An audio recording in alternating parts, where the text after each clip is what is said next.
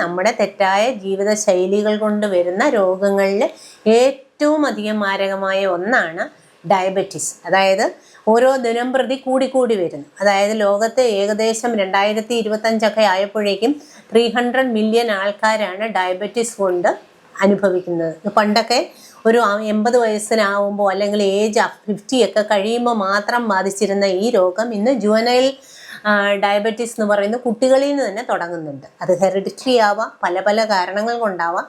അപ്പോൾ നമ്മൾ അതിനെപ്പറ്റി അറിഞ്ഞു കഴിഞ്ഞാൽ ആളുകൾക്ക് ഇത് കൺട്രോൾ ചെയ്യാൻ പറ്റും. Prevention is better than cure എന്നല്ലേ.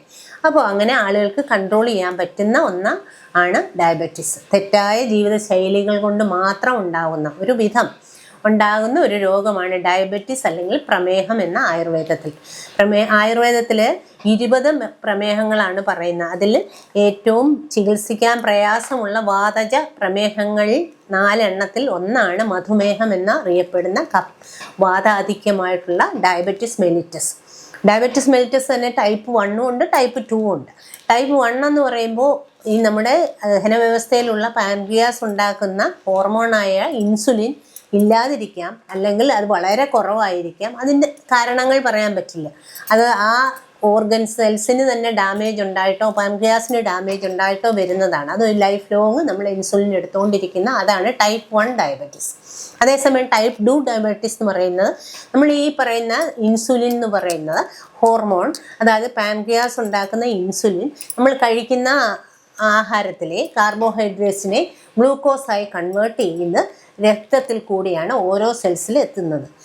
ഇത് എത്തിച്ചേരാനായിട്ട് ഇൻസുലിൻ സഹായിച്ചാൽ മാത്രമേ അതാത് രീതിയിൽ അല്ലെങ്കിൽ അധികം വരുന്ന ഗ്ലൂക്കോസിനെ ലിവറിൽ ഗ്ലൈക്കോജനായിട്ട് സ്റ്റോർ ചെയ്ത് ആവശ്യത്തിന് ഉപയോഗിക്കുന്നു.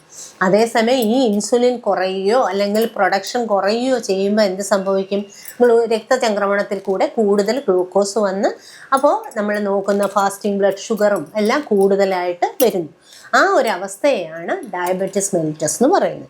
അതിന് നമ്മൾ സാധാരണ പണ്ട് മുതൽ മരുന്നുകൾ കഴിച്ചിട്ടോ അല്ലെങ്കിൽ ഇൻസുലിൻ തെറാപ്പി കൊണ്ടാണ് അതിനെ കറക്റ്റ് ചെയ്തിരുന്നത്. അങ്ങനെ ചെല്ലുന്ന ഇൻസുലിൻ വീണ്ടും അതിനെ ഗ്ലൈക്കോജൻ ആക്കുന്നു, ലിവറിൽ കളക്ട് ചെയ്യുന്നു, ആവശ്യത്തിന് ഉപയോഗിക്കുന്നു. അപ്പോൾ രക്തചംക്രമണത്തിൽ ആവശ്യത്തിന് മാത്രം ഗ്ലൂക്കോസ് ഉണ്ടാവും. അതാണ് ഇതിൽ നടക്കുന്നത്, ആ ട്രീറ്റ്മെൻറ്റുകളിൽ നടക്കുന്നത്.